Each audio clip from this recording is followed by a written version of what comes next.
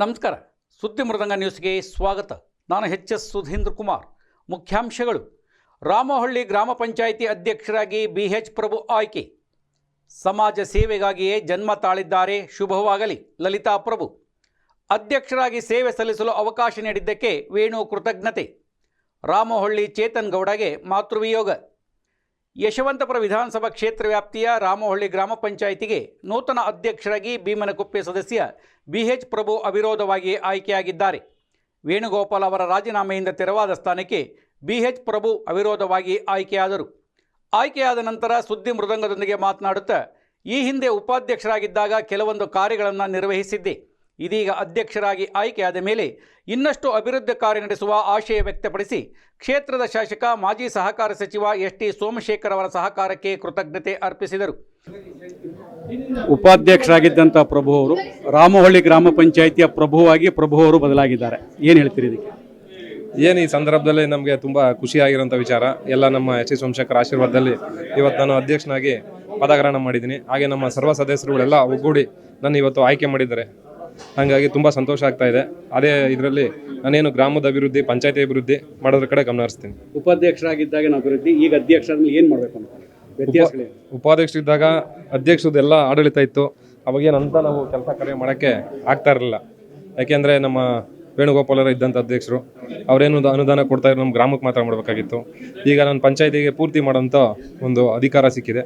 ಹಾಗಾಗಿ ಪಂಚಾಯತಿ ಪೂರ್ತಿ ಒಂದು ಅಭಿವೃದ್ಧಿ ಮಾಡೋಂಥ ಕೆಲಸ ಮಾಡ್ತೀನಿ. ನಿಮ್ಮ ಅವಧಿಗಳಿಗೆ ಏನೇನು ಯೋಜನೆ ಮಾಡ್ಕೊಂಡಿದ್ದೀರಿ ಸದ್ಯಕ್ಕೆ? ಏನು ಬಾಕಿ ಉಳಿದಿದೆ? ಯಾಕಂದರೆ ಸೋಮಶೇಖರ್ ಅವರು ರಾಮಹಳ್ಳಿಗೆ ಸಾಕಷ್ಟು ಅನುದಾನ ಕೊಟ್ಟಿದ್ದಾರೆ, ಸಾಕಷ್ಟು ಅಭಿವೃದ್ಧಿ ಆಗಿದೆ ಅಂತ ನೀವೆಲ್ಲ ಭಾಷಣಗಳಲ್ಲಿ ಹೇಳ್ತಾ ಇದ್ದೀವಿ. ಹೌದು. ಇನ್ನೇನು ಬಾಕಿ ಇದೆ ಅದು ಮುಗಿಸ್ತೀರಾ ನಿಮ್ಮ ಅವಧಿ? ಈಗೇನು ಅವರು ಅನುದಾನ ತಂದಿದ್ದಾರೆ ಅದು ಪೂಜೆ ಮಾಡಿ ಕಾರ್ಯಗತ ಮಾಡಬೇಕಷ್ಟೇ. ಏನು UGD ಆಗಿರ್ಬೋದು, ಒಂದು ಜಲ್ ಜೀವನ್ ಮಿಷನ್ನು, ಏನು ನಮ್ಮದು ಓವರ್ ಟ್ಯಾಂಕ್ ಆಗಿರ್ಬೋದು, ನೀರಿನ ಸೌಲಭ್ಯ ಇರ್ಬೋದು, ಇದೆಲ್ಲ ತಾಂಬಂದಿದ್ದಾರೆ ಅನುದಾನನ. ಅದನ್ನು ಪೂಜೆ ಮಾಡಿ ಬೇಗ ಕಾಮಗಾರಿ ಪೂರ್ಣಗೊಳಿಸೋ ಬಗ್ಗೆ ನಾನು ಗಮನ ಹರಿಸ್ತೀನಿ. ಈಗ ಆಶ್ರಯದು ಬಹಳ ವರ್ಷಗಳಿಂದ ಪೆಂಡಿಂಗು. ವೇಣುಗೋಪಾಲ್ ಅವರು ಮುಗಿಸ್ತಾರೆ ಅನ್ನುವಂಥ ಆಶಯ ಅನೇಕರಲ್ಲಿತ್ತು. ಬಹುಶಃ ಅದೃಷ್ಟ ಏನೋ ನಿಮಗೆ ಬಂದಿದೆ ನಿಮ್ಮ ಪಾಲಿಗೆ. ನಿಮ್ಮ ಅವಧಿಯಲ್ಲಿ ಅದನ್ನು ಕಂಪ್ಲೀಟ್ ಮಾಡ್ತೀರಾ ಆಶ್ರಯ ಯೋಜನೆನ, ಅಥವಾ ಅದು ಹಾಗೆ ಮುಂದುವರಿಯುತ್ತಾ? ಯಾವುದೇ ಕಾರಣಕ್ಕೂ ಆ ಥರ ಪೆಂಡಿಂಗ್ ಆಗುವಂಥ ಸನ್ನಿವೇಶನೇ ಇಲ್ಲ. ಆಶ್ರಯದೇನಿದೆ ಅದು ಹಾಗೆ ಆಗುತ್ತೆ. ಶೀಘ್ರದಲ್ಲೇ ಅದು ಒಂದು ಒಳ್ಳೆ ಸುದ್ದಿ ನಿಮ್ಗೆ ಕೊಡ್ತೀನಿ. ಸದಸ್ಯರುಗಳಿಗೆ ಏನು ಹೇಳೋಕ್ಕೆ ಇಷ್ಟಪಡ್ತೀನಿ? ಸದಸ್ಯರುಗಳೆಲ್ಲ ನನಗೆ ಇವತ್ತು ಒಂದು ಅಧ್ಯಕ್ಷ ಒಂದು ಅವಕಾಶ ಮಾಡಿಕೊಟ್ಟಿದ್ದಾರೆ. ಅವ್ರಿಗೆಲ್ಲನೂ ಇವತ್ತು ನಾನು ಚಿರಋಣಿಯಾಗಿ ಅವರಿಗೆ ಒಂದು ಧನ್ಯವಾದನ ಅರ್ಪಿಸೋಕೆ ಇಷ್ಟಪಡ್ತೀನಿ.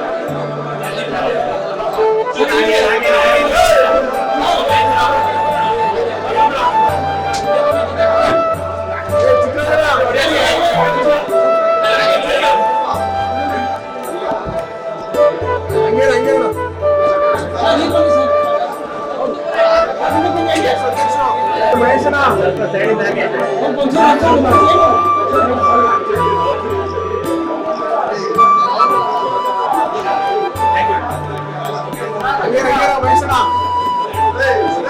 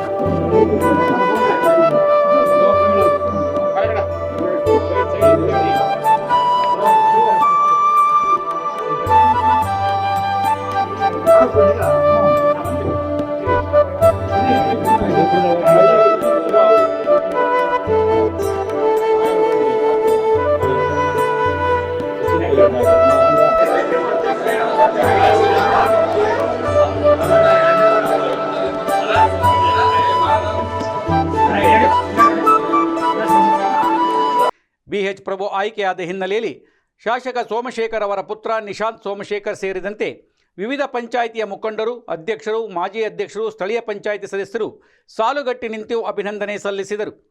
ಸಮಾಜ ಸೇವೆ ಮಾಡುವುದಕ್ಕಾಗಿಯೇ ನಮ್ಮ ಪತಿ ಜನ್ಮ ತಾಳಿದ್ದಾರೆ ಎಂದು ಭಾವಿಸಿದ್ದೇನೆ.